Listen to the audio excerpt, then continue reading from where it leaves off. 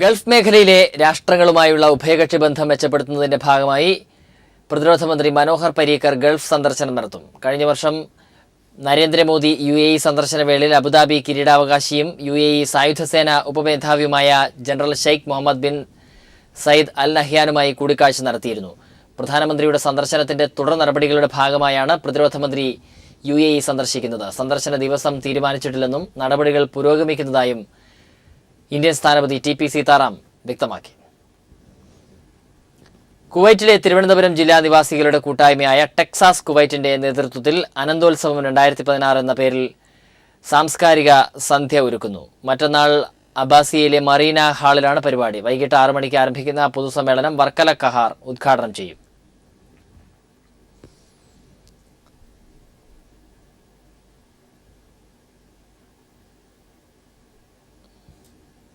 Doha Barwa സിറ്റിയിൽ പ്രവർത്തിക്കുന്ന Lulu hyper മാർക്കറ്റിൽ ഡിപ്പാർട്ട്മെന്റ് സ്റ്റോർ പ്രവർത്തനം ആരംഭിച്ചു. Lulu group chairman MA Yusuff Ali ഉദ്ഘാടനം ചെയ്തു. 80,000 സ്ക്വയർ ഫീറ്റ് വിസ്തൃതിയിലുള്ള ഡിപ്പാർട്ട്മെന്റ് സ്റ്റോറിൽ garments, footwear, household, electronics, mobile ഫോണുകൾ തുടങ്ങിയവയുടെ വൻ ശേഖരമാണ് ഒരുക്കിയിരിക്കുന്നത്. Lulu fashion store, Lulu connect, Lulu celebrate എന്നിങ്ങനെ 3 സോണുകളായാണ് ഡിപ്പാർട്ട്മെന്റ് സ്റ്റോർ സജ്ജീകരിച്ചിരിക്കുന്നത്. ഡിപ്പാർട്ട്മെന്റ് സ്റ്റോറിന്റെ ഉദ്ഘാടനം Lulu group chairman MA Yusuff Ali നിർവഹിച്ചു. Lulu director Muhammad Althaf, regional director Shaijan, regional manager Shanavas തുടങ്ങിയവർ സംബന്ധിച്ചു. എക്സ്ചേഞ്ചിന്റെ GCCയിലെ 100ാമത് ശാഖ പ്രവർത്തനം ആരംഭിച്ചു. ദോഹ ഗരാഫ ലുലു ഹൈപ്പർ മാർക്കറ്റിനാണ് 100ാമത് ശാഖ പ്രവർത്തനം ആരംഭിച്ചത്. MA യൂസഫ് അലിയും Sheikh Hassan bin Khalid bin Hassan അൽത്താനിയും ചേർന്നാണ് ലുലു എക്സ്ചേഞ്ചിന്റെ 100ാമത് ശാഖയുടെ ഉദ്ഘാടനം നിർവഹിച്ചത്. ഉപഭോക്തൃ സേവനത്തിന്റെ ഏറ്റവും മികച്ച ഉദാഹരണമാണ് ലുലു എക്സ്ചേഞ്ച് എന്ന് Lulu exchange managing director Adeeb Ahmed വ്യക്തമാക്കി. 2009 തുടക്കമിട്ട ലുലു എക്സ്ചേഞ്ച് വളരെ കുറഞ്ഞ കാലയളവിനുള്ളിൽ 100 ബ്രാഞ്ചുകളായി വളർന്നത് അഭിമാനാർഹമാണെന്നും അദ്ദേഹം പറഞ്ഞു. ആദ്യത്തെ ബ്രാഞ്ചിലും ഇനി തുടങ്ങുന്ന 100ാമത്തെ ബ്രാഞ്ചിലും ഞങ്ങളുടെ offers almost similar. Always the best service with the best rate available in the market.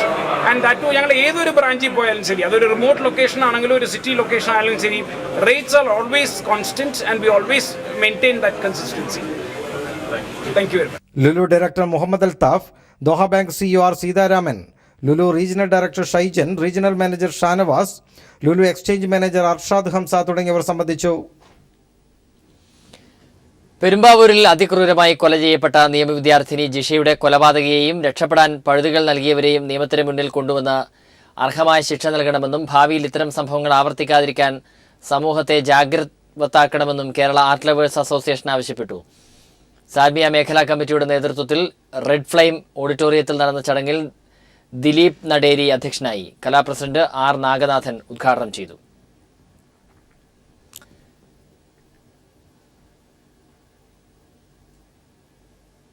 തെരഞ്ഞെടുപ്പിന്റെ തിരക്കുകൾക്കിടയിൽ ജിഷയെ ഭരണാധികാരികൾ മറന്നു എന്നത് ദുഃഖകരമാണെന്ന് നവയുഗം വനിതാവേദി കേന്ദ്ര സമ്മേളനം വിലയിരുത്തി. കൊലപാതകം നടന്നിട്ട് ആഴ്ചകൾ കഴിഞ്ഞിട്ടും യഥാർത്ഥ പ്രതികളെ കണ്ടെത്താൻ പോലീസിന് കഴിഞ്ഞില്ലെന്നത് ലജ്ജാകരമാണ്. കോബാർ റഫ ഓഡിറ്റോറിയത്തിൽ ലീന ഷാജിയുടെ അധ്യക്ഷതയിൽ നടന്ന കേന്ദ്ര സമ്മേളനം നവയുഗം സാംസ്കാരിക വേദി കേന്ദ്ര കമ്മിറ്റി അംഗം ഖദീജ ഹബീബ് ഉദ്ഘാടനം ചെയ്തു.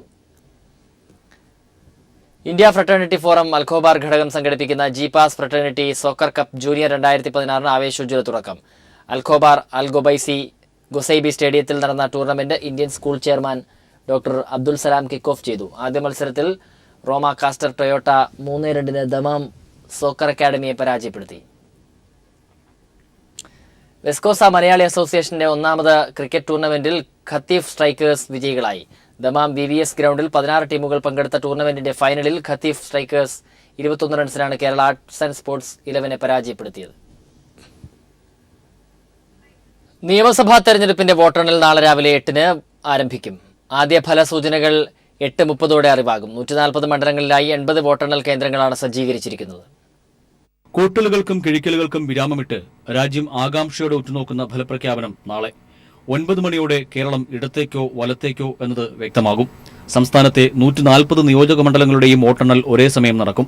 ആകെ 80 വോട്ടെണ്ണൽ കേന്ദ്രങ്ങളാണുള്ളത്. ഓരോ മണ്ഡലത്തിന്റെയും വോട്ടെണ്ണൽ ഹാളുകളിൽ വരണാധികാരിയുടേതുൾപ്പെടെ പരമാവധി 15 മേശകളുണ്ടാകും. ആദ്യം പോസ്റ്റൽ ബാലറ്റുകൾ എണ്ണും. 8:30 വോട്ടിംഗ് യന്ത്രങ്ങളിലും വോട്ട് എണ്ണി തുടങ്ങും. ഒരു പോളിംഗ് കേന്ദ്രത്തിലെ വോട്ടുകൾ ഒരു മേശയിൽ എന്ന രീതിയിലാണ് എണ്ണുന്നത്. അതുകൊണ്ട് തന്നെ വിവിധ പോളിംഗ് കേന്ദ്രങ്ങളിലെ വോട്ടുകൾ ഒരേ സമയം എണ്ണാനാകും. ഒരു മെഷീനിലെ വോട്ടുകൾ എണ്ണി തിട്ടപ്പെടുത്തിയ ശേഷമാകും അടുത്ത മെഷീൻ വോട്ടെണ്ണൽ മേശയിൽ എത്തിക്കുക. വോട്ടെണ്ണൽ തത്സമയം ജനങ്ങളിലെത്തിക്കാൻ രാവിലെ 6 മുതൽ പീപ്പിൾ ടിവിയും സജ്ജമായി കഴിഞ്ഞു. News bureau, Thiruvananthapuram. വോട്ടെണ്ണൽ ദിനത്തിൽ പ്രേക്ഷകർക്കൊപ്പം പീപ്പിൾ ടിവിയും. സംസ്ഥാനത്തെ 140 നിയമസഭാ മണ്ഡലങ്ങളിലെ ഏറ്റവും പുതിയ വിവരങ്ങൾ ഓരോ നിമിഷവും പ്രേക്ഷകരിലെത്തിക്കാൻ പീപ്പിൾ ടിവി ഒരുക്കിയിരിക്കുന്നത് അത്യാധുനിക സംവിധാനങ്ങളാണ്. രാജ്യം മുഴുവൻ ഉറ്റുനോക്കുന്ന സംസ്ഥാന നിയമസഭാ തെരഞ്ഞെടുപ്പിന്റെ തത്സമയ വിവരങ്ങൾ പ്രേക്ഷകരിലേക്ക് എത്തിക്കാൻ വിപുലമായ സജ്ജീകരണങ്ങളാണ് പീപ്പിൾ ടിവി ഒരുക്കിയിരിക്കുന്നത്. രാവിലെ 6 മണി മുതൽ വിവിധ വോട്ടെണ്ണൽ കേന്ദ്രങ്ങൾക്ക് മുന്നിൽ നിന്ന് ഞങ്ങളുടെ പ്രതിനിധികൾ തത്സമയം വിവരങ്ങളുമായി പ്രേക്ഷകർക്ക് ഒപ്പം ചേരുന്നു. സംസ്ഥാനത്തെ മുഴുവൻ നിയമസഭാ മണ്ഡലങ്ങളിലെ ലീഡ് നില ഉൾപ്പെടെയുള്ള വിവരങ്ങൾ ജനങ്ങളിലെത്തിക്കാൻ മുഴുവൻ ജില്ലകളിലും ഏറ്റവും പുതിയ വാർത്താ സംപ്രേഷണ സൌകര്യമാണ് പീപ്പിൾ ഒരുക്കിയിരിക്കുന്നത്. പ്രമുഖർ മത്സരിക്കുന്ന VIP മണ്ഡലങ്ങളിലെ ഓരോ നിമിഷത്തെയും വിവരങ്ങൾ അപ്പോൾ പ്രേക്ഷകർക്ക് മുന്നിൽ എത്തിക്കാൻ പ്രത്യേക വാർത്താ ശൃംഖല തന്നെ ഞങ്ങൾ ഒരുക്കിയിരിക്കുന്നു. വിവരങ്ങളോടൊപ്പം സൂക്ഷ്മമായ വിശകലനങ്ങളും വിശദമായ വിലയിരുത്തലുകളുമായി പ്രമുഖ രാഷ്ട്രീയ നേതാക്കളും മാധ്യമപ്രവർത്തകരും രാഷ്ട്രീയ നിരീക്ഷകരും പീപ്പിളിനൊപ്പം ചേരുന്നു. കൈരളി ന്യൂസ് ഓൺലൈൻ.com എന്ന ഞങ്ങളുടെ വെബ്സൈറ്റിലൂടെയും ഓരോ മിനിറ്റിലുമുള്ള ഏറ്റവും പുതിയ വിവരങ്ങൾ പ്രേക്ഷകർക്ക് ലഭ്യമാണ്. LDFന് 90 മുതൽ 95 വരെ സീറ്റുകൾ ലഭിക്കുമെന്ന് VS അച്യുതാനന്ദൻ. മുഖ്യമന്ത്രിയെ പാർട്ടി തീരുമാനിക്കും. നാളെ അറിയുന്ന ജനവിധി അഴിമതിക്കെതിരെയാകും. BJP അക്കൗണ്ട് തുറക്കില്ലെന്നും VS മാധ്യമങ്ങളോട് പറഞ്ഞു. ഇടതുപക്ഷ ജനാധിപത്യ മുന്നണി നല്ല ഭൂരിപക്ഷത്തോടുകൂടി കേരളത്തിൽ അധികാരത്തിൽ വരും. TJS, BJP അവരെല്ലാം തന്നെ സ്വാഭാവികമായിട്ടും കോൺഗ്രസുമായിട്ട് പരസ്പര ധാരണയോടുകൂടിയിട്ട് പോവുകയായിരുന്നല്ലോ തെരഞ്ഞെടുപ്പിലുണ്ടായത്. അതുതന്നെയായിരിക്കും അവരുടെ നിലപാട്. ജനവിധി അതേ രീതിയിൽ പ്രകടമാകാതിരിക്കാൻ കേന്ദ്രം ഇടപെടുന്നുവെന്ന് പിണറായി വിജയൻ. LDF ജയിച്ചാൽ കള്ളവോട്ട് നേടിയാണെന്ന് UDF പറയും. അത്തരത്തിലുള്ള പ്രചാരണമാണ് ഇപ്പോൾ നടക്കുന്നതെന്നും പിണറായി വിജയൻ പറഞ്ഞു. അപ്പോൾ തെരഞ്ഞെടുപ്പ് എന്നത് ജനങ്ങൾക്ക് വിധി രേഖപ്പെടുത്തേണ്ട ഒരു അവസരമാണ്. ആ ജനങ്ങളെ തോക്കുൻമുനയിൽ നിർത്തി പോളിംഗ് ബൂത്തിലേക്ക് അയക്കുകയല്ല വേണ്ടത്. കേന്ദ്രസേന എന്ന് പറഞ്ഞാൽ എന്താ, ഇവിടെ ആരെങ്കിലും ഭയപ്പെട്ടു പോകുന്നു? അപ്പോൾ നമ്മുടെ നാട്ടിലെ ജനങ്ങളെ ജനവിധി രേഖപ്പെടുത്താൻ വിടാത്ത മട്ടിലുള്ള ഇടപെടലുകളാണ് ഉണ്ടായത്. ഇപ്പോൾ തെരഞ്ഞെടുപ്പ് കഴിഞ്ഞപ്പോൾ ചിലയിടത്ത് ആകെ കള്ളവോട്ടായിരുന്നു എന്നാണ് പ്രചരണം. അപ്പം ഇനിയിപ്പം എണ്ണിക്കഴിഞ്ഞാൽ ഈ കിട്ടിയ വോട്ട് മുഴുവൻ കള്ളവോട്ടിലൂടെ വന്നാണെന്നാണോ കോൺഗ്രസ്സുകാർ പറയാൻ പോകുന്നത്? ഓരോ ദിവസത്തെ കാര്യത്തിന് വേണ്ടിയുള്ള തെറ്റായ പ്രചരണങ്ങൾ അഴിച്ചു വിടുകയല്ലേ. ഭരണ തുടർച്ച ഉറപ്പാണെന്ന് ഉമ്മൻചാണ്ടി. എത്ര സീറ്റെന്ന് ഇപ്പോൾ പറയുന്നില്ല. തെരഞ്ഞെടുപ്പ് പ്രഖ്യാപിച്ചപ്പോഴുള്ള അതേ ആത്മവിശ്വാസമാണ് ഇപ്പോഴും ഉള്ളതെന്നും ഉമ്മൻചാണ്ടി പറഞ്ഞു. എക്സിറ്റ് പോളിന്റെ കൗണ്ടിംഗ് അല്ല നാളെ നടക്കുന്നത്. ജനങ്ങളുടെ വോട്ടാണ് നാളെ എണ്ണുന്നത്. BJP അക്കൗണ്ട് തുറക്കില്ലെന്നും ഉമ്മൻചാണ്ടി കൂട്ടിച്ചേർത്തു. UDF ജയിക്കും, അത് മാത്രമല്ല.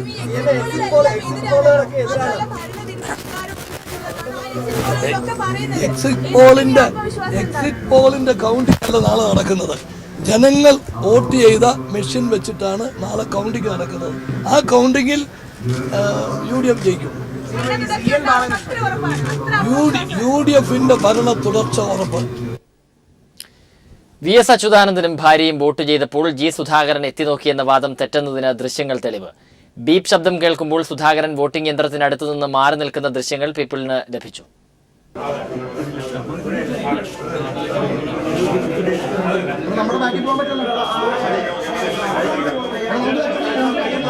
കഴിഞ്ഞ 16-ാം തീയതി വൈകിട്ട് 4 മണിയോടെയാണ് VS അച്യുതാനന്ദൻ മലമ്പുഴയിൽ നിന്നും വോട്ട് ചെയ്യുന്നതിനായി പറവൂരിലെത്തിയത്.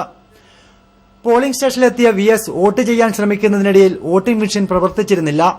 ഈ സമയം സഹായത്തിനായി മകൻ അരുണും സ്ഥാനാർത്ഥിയായ G സുധാകരനും VSനടുത്തെത്തി. പിന്നീട് പ്രിസൈഡിംഗ് ഓഫീസറോട് പരാതി പറഞ്ഞതിന്റെ അടിസ്ഥാനത്തിൽ VS പിന്നീട് വോട്ട് ചെയ്തു. ഈ സമയം അരുണും G സുധാകരനും മാറി നിൽക്കുകയായിരുന്നുവെന്ന് ദൃശ്യങ്ങൾ തന്നെ വ്യക്തമാക്കുന്നു.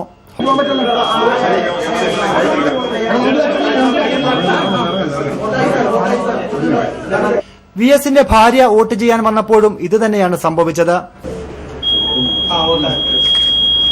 വോട്ടിംഗ് യന്ത്രത്തിൽ വന്ന കാലതാമസം പരിശോധിക്കുന്ന ചിത്രങ്ങളെടുത്താണ് മാധ്യമങ്ങൾ G സുധാകരനെ ഇപ്പോൾ വേട്ടയാടുന്നത്. പോളിംഗ് സ്റ്റേഷനിൽ സ്ഥാനാർത്ഥികൾക്ക് കയറാൻ തടസ്സമില്ല എന്നിരിക്കെ 30-ലധികം വരുന്ന മാധ്യമപ്രവർത്തകർ പ്രിസൈഡിംഗ് ഓഫീസറുടെ അനുമതിയില്ലാതെ എങ്ങനെ ഹാളിനുള്ളിൽ പ്രവേശിച്ചു എന്ന ചോദ്യമാണ് ഇപ്പോൾ ഉയരുന്നത്. Shajahan, news bureau, Alappuzha.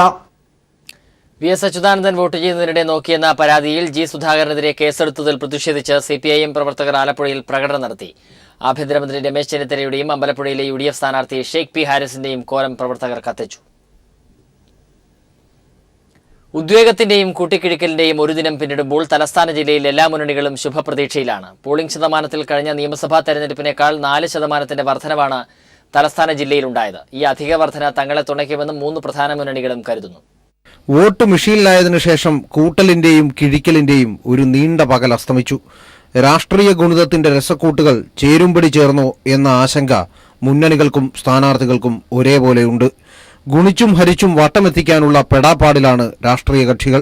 Exit poll ഫലങ്ങൾ നൽകുന്ന ആത്മവിശ്വാസത്തേക്കാൾ മണ്ഡലം കമ്മിറ്റികൾ പറഞ്ഞ കണക്കിന്റെ കരുത്താണ് ഇടതുമുന്നണിക്ക്. തിരുവനന്തപുരം ജില്ലയിൽ വൻ മുന്നേറ്റമുണ്ടാകുമെന്ന് മുൻ മന്ത്രി M. വിജയകുമാർ പറയുന്നു. 987 റിസൾട്ട് അതിൻ്റെ ഒരു ആവർത്തനമായിരിക്കും. പലതുകൊണ്ടും സാമ്യമുണ്ട് 987 ഈ ട്രിവാൻഡ്രത്ത് 14 അസംബ്ലി മണ്ഡലങ്ങളിൽ 13-ലും LDF 87 ഏകദേശം സമാനമായ അതിനേക്കാൾ അതിൻ്റെ മറ്റ് കാര്യങ്ങളിൽ മാറ്റമുണ്ട്. 987 ആവർത്തിക്കും. 14 സീറ്റിലും പ്രതീക്ഷയുണ്ട്. 10-ലധികം സീറ്റ് ഉറപ്പിക്കാം. കനത്ത തോൽവി പ്രവചിച്ച എക്സിറ്റ് പോൾ ഫലങ്ങൾ സൃഷ്ടിച്ച അന്താളിപ്പിലാണ് UDF ക്യാമ്പ്. UDFന് തോൽവി പ്രവചിച്ച രാഷ്ട്രീയ ജ്യോത്സ്യന്മാർക്ക് 19-ന് രാവിലെ കണക്ക് തെറ്റുമെന്നാണ് വീക്ഷണം റെസിഡൻഷ്യൽ എഡിറ്റർ അജിത് കുമാർ പറയുന്നത്.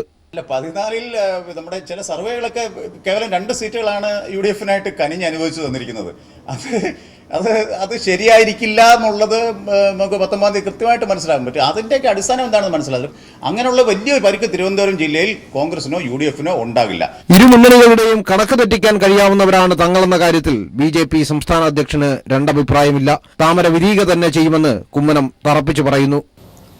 BJP അടങ്ങുന്ന NDAക്ക് നല്ല പ്രതീക്ഷയാണ് ഇപ്പോഴുള്ളത്. BJPക്കെതിരെ NDAക്കെതിരെ വ്യാപകമായ രീതിയിലുള്ള പ്രചരണം നടത്തി. ഒരു കാരണവശാലും നിയമസഭയിൽ തൊടിയിക്കില്ല, കയറാൻ അനുവദിക്കില്ല, അക്കൗണ്ട് തുറക്കില്ല. 2 കൂട്ടരും ഒരേ കാര്യം പറയും.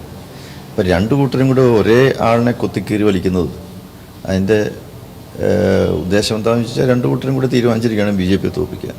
തിരുവനന്തപുരം ജില്ലയിൽ ഭൂരിപക്ഷം നേടാനായാൽ ഭരണം പിടിക്കാൻ കഴിയുമെന്നിരിക്കെ ജില്ലയുടെ ഫലം സംസ്ഥാന രാഷ്ട്രീയത്തിൽ പ്രതിഫലിക്കുമെന്ന് ഉറപ്പാണ്. ചിലരുടെയൊക്കെ സ്വപ്നങ്ങളും പ്രതീക്ഷകളുമാണ് ഈ കാണുന്ന ചുവരിനപ്പുറം ഉറങ്ങിക്കിടക്കുന്നത്. ചിലരുടെയൊക്കെ ജീവിതം തന്നെ മാറ്റിമറിക്കാനുള്ള പ്രഹരശേഷി അവയ്ക്കുണ്ട്. വിധി എന്താണെന്നറിയാൻ ഇനി കേവലം ഒരു ദിനം മാത്രമാണ് നമ്മുടെ മുന്നിലുള്ളത്. സ്വപ്നങ്ങൾക്ക് കാവൽ നിൽക്കുന്ന അർദ്ധസൈനികർക്ക് മുന്നിൽ നിന്നും ക്യാമറമാൻ കുമാറിനൊപ്പം S. ജീവൻകുമാർ, തിരുവനന്തപുരം. കൊല്ലം ജില്ലയിലെ മികച്ച പോളിംഗിൽ പ്രതീക്ഷയർപ്പിച്ച ഇരു മുന്നണികളും 11 സീറ്റിലും വിജയപ്രതീക്ഷയിലാണ് LDF. എന്നാൽ 4-ൽ കൂടുതൽ സീറ്റ് ജില്ലയിൽ വിജയിക്കുമെന്നും UDFും പ്രതീക്ഷിക്കുന്നു. കരുനാഗപ്പള്ളി, ഇരവിപുരം, കുണ്ടറ, ചവറ എന്നീ 4 മണ്ഡലങ്ങളിലെയും തെരഞ്ഞെടുപ്പ് ഫലം എന്താകുമെന്ന കണക്കുകൂട്ടലിലാണ് മുന്നണികൾ. പരമ്പരാഗത വോട്ടുകളിൽ ചോർച്ച ഉണ്ടാകില്ലെന്ന് ഇരു മുന്നണികളും അവകാശപ്പെടുമ്പോൾ പുതിയ വോട്ടർമാരിലാണ് ഇവരുടെ പ്രതീക്ഷ. നിലവിലെ സ്ഥിതിയിൽ നിന്ന് ഇടതുപക്ഷം മുന്നേറുമെന്ന് CPIM കൊല്ലം ജില്ലാ സെക്രട്ടറി KN ബാലഗോപാൽ പറഞ്ഞു. 11 മണ്ഡലങ്ങളിലും ഇടതുപക്ഷത്തിന് ജയിച്ചു വരാനുള്ള രാഷ്ട്രീയ സാഹചര്യമാണെന്നും അദ്ദേഹം കൂട്ടിച്ചേർത്തു. കൊല്ലം ജില്ലയിൽ പ്രത്യേകിച്ചും വളരെ അനുകൂലമായ സാഹചര്യം നിലനിൽക്കുന്നതായിട്ട് തന്നെയാണ് ഞങ്ങൾ കാണുന്നത്. ഇവിടെ 11 സീറ്റാണുള്ളത്. കഴിഞ്ഞ തവണ 9 സീറ്റ് ഇടതുപക്ഷത്തിന് കിട്ടിയ ഒരു ജില്ലയാണ്. ആ 9 സീറ്റ് കിട്ടിയതിൽ നിന്ന് മുന്നോട്ട് പോകാൻ കഴിയുന്ന എല്ലാ രാഷ്ട്രീയ സാഹചര്യവുമാണ് കാണുന്നത്. കൃത്യമായി ജനവികാരം പ്രതിഫലിപ്പിക്കാൻ കഴിയുന്ന തരത്തിലാണ് അതിൻ്റെ എല്ലാ കാര്യങ്ങളും നടന്നത്. ജനവികാരം അനുസരിച്ചിട്ട് 11 സീറ്റ് കിട്ടും. എന്നാൽ കൈപ്പത്തിയുടെ MLA ഇക്കുറി ജില്ലയിൽ നിന്നുണ്ടാകുമെന്ന് TCC പ്രസിഡന്റ് കൊടിക്കുന്ന് സുരേഷ് അവകാശപ്പെട്ടു.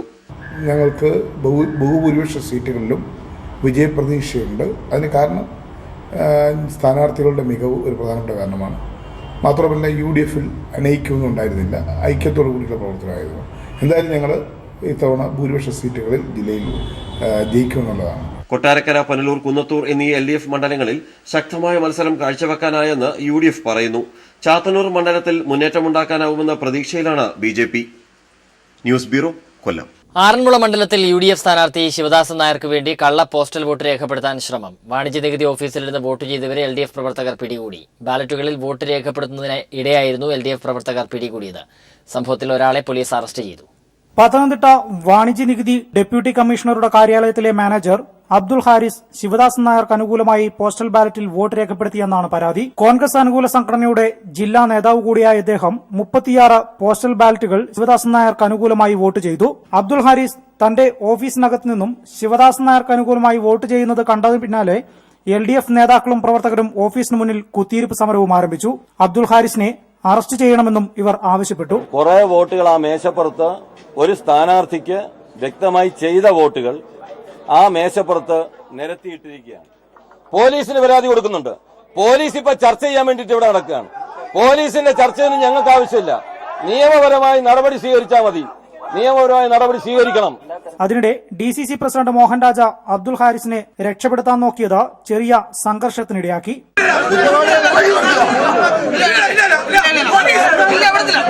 ഒടുവിൽ പോസ്റ്റൽ ബാലറ്റ് പൊട്ടിച്ച് വോട്ട് രേഖപ്പെടുത്തിയതിന് അബ്ദുൾ ഹാരിസിനെ പോലീസ് അറസ്റ്റ് ചെയ്തതോടെയാണ് LDFന്റെ പ്രതിഷേധം അവസാനിച്ചത്. വിജേഷ് നടുവിൽ, പത്തനംതിട്ട. പശ്ചിമ ബംഗാൾ, അസം സംസ്ഥാനങ്ങളിലെ വോട്ടെടുപ്പും നാളെ. പശ്ചിമ ബംഗാളിൽ ഭരണം തിരിച്ചുപിടിക്കാനാകുമെന്ന പ്രതീക്ഷയിലാണ് ഇടതുപക്ഷം. അസമിൽ കോൺഗ്രസ് സർക്കാരിനെ വീഴ്ത്താനാകുമെന്ന് BJPയും പ്രതീക്ഷ വയ്ക്കുന്നു. രാവിലെ 8 മണിയോടുകൂടി വോട്ടെണ്ണൽ ആരംഭിക്കും. പശ്ചിമ ബംഗാൾ ജനത ഇതുവരെ കണ്ടതിൽ വെച്ച് ഏറ്റവും ശക്തമായ മത്സരമാണ് ഇത്തവണ സംസ്ഥാനത്തുണ്ടായത്. 2014 ലോക്സഭാ തെരഞ്ഞെടുപ്പിലുണ്ടായ മുന്നേറ്റത്തിന്റെ പ്രതീക്ഷയിൽ BJP, സംസ്ഥാന ഭരണത്തിന്റെ എല്ലാ ആനുകൂല്യങ്ങളോടും കൂടി മമതാ ബാനർജി, വിപുലമായ ജനാധിപത്യ സഖ്യം രൂപീകരിച്ച ഇടതുപക്ഷം. ഇഞ്ചോടിഞ്ച് പ്രചാരണം ബംഗാളിൽ നടന്നു. 2011 സംസ്ഥാന തെരഞ്ഞെടുപ്പിനേക്കാൾ കൂടുതൽ സീറ്റ് ഇടതുപക്ഷത്തിന് ലഭിക്കുമെന്നാണ് എക്സിറ്റ് പോൾ ഫലങ്ങൾ പ്രവചിക്കുന്നത്. അതേസമയം തൃണമൂൽ കോൺഗ്രസിന്റെ സീറ്റ് നില കുറയും. BJPക്ക് പ്രതീക്ഷിച്ച നേട്ടം ഉണ്ടാക്കാനാകില്ല. പക്ഷേ എക്സിറ്റ് പോൾ ഫലങ്ങൾ പാർട്ടികൾ കാര്യമാക്കുന്നില്ല. 5 വർഷം നീണ്ട മമതാ ബാനർജി ഭരണത്തിനെതിരെ ശക്തമായ ജനവികാരം നിലനിൽക്കുന്നുണ്ട്. അതുകൊണ്ട് തന്നെ 294 അംഗ നിയമസഭയിൽ മികച്ച ഭൂരിപക്ഷം നേടാനാകുമെന്ന് ഇടതുപക്ഷം പ്രതീക്ഷ വയ്ക്കുന്നു. പശ്ചിമ ബംഗാളിൽ പരാജയപ്പെട്ടാൽ മമതാ ബാനർജിക്ക് വീണ്ടും ഒരു തിരിച്ചുവരവ് എളുപ്പമാകില്ലെന്നാണ് രാഷ്ട്രീയ നിരീക്ഷകരുടെ വിലയിരുത്തൽ. സീറ്റ് നില വർദ്ധിപ്പിച്ചാൽ പോലും ഇടതുപക്ഷത്തിന്റേത് വലിയ മുന്നേറ്റമായി കണക്കാക്കാം. ആസാമിൽ BJP പ്രതീക്ഷ അർപ്പിക്കുന്നുണ്ട്. കോൺഗ്രസ് മുഖ്യമന്ത്രി തരുൺ ഗൊഗോയ് വിലയിരുത്തപ്പെടുന്ന തെരഞ്ഞെടുപ്പിൽ വിജയം സുനിശ്ചിതമെന്ന് BJP കരുതുന്നു. ലോക്സഭാ തെരഞ്ഞെടുപ്പിന്റെ കണക്ക് പ്രകാരം 69 നിയമസഭാ സീറ്റുകളിൽ മുമ്പിലെത്താൻ കഴിഞ്ഞതായി BJP ചൂണ്ടിക്കാണിക്കുന്നു. എക്സിറ്റ് പോൾ ഫലങ്ങൾ പ്രകാരം ഇവിടെ കോൺഗ്രസ് കടപുഴകി വീഴും. ആസാമിലെ വിജയം മറ്റു സംസ്ഥാനങ്ങളിലെ പരാജയം മറികടക്കാൻ സഹായിക്കുമെന്നാണ് BJP കേന്ദ്ര നേതൃത്വത്തിന്റെ കണക്കുകൂട്ടൽ. പശ്ചിമ ബംഗാളും ആസാമും ആര് നേടും? CPIM-നും കോൺഗ്രസിനും BJPക്കും ഒരുപോലെ നെഞ്ചിരിപ്പ് കൂട്ടുന്നതാണ് നാളത്തെ വോട്ടെണ്ണൽ. ദില്ലിയിൽ നിന്നും ക്യാമറമാൻ രാജീവ് കർണാടിക്കൊപ്പം സന്തോഷ് സർലിംഗ്. ശക്തമായ മഴയിൽ തെക്കൻ കേരളത്തിൽ നിരവധിയിടങ്ങളിൽ കടലാക്രമണം രൂക്ഷമായി. ആലപ്പുഴ, തിരുവനന്തപുരം ജില്ലകളിൽ 173 കുടുംബങ്ങളെ മാറ്റിപ്പാർപ്പിച്ചു. കൊല്ലം ജില്ലയിലും കടലാക്രമണം രൂക്ഷമാണ്. ആലപ്പുഴ ജില്ലയുടെ തെക്കേ അറ്റം മുതൽ വടക്കേ അറ്റം വരെയുള്ള തീരദേശ മേഖലയിലെ 100 കണക്കിന് വീടുകൾ ഇപ്പോൾ കടലാക്രമണ ഭീഷണിയിലാണ്. പുറക്കാട് പഞ്ചായത്തിലെ തീരപ്രദേശത്തെ 7 വീടുകൾ തകർന്നു. നിരവധി വീടുകൾക്ക് ഭാഗികമായ നാശനഷ്ടം സംഭവിച്ചു.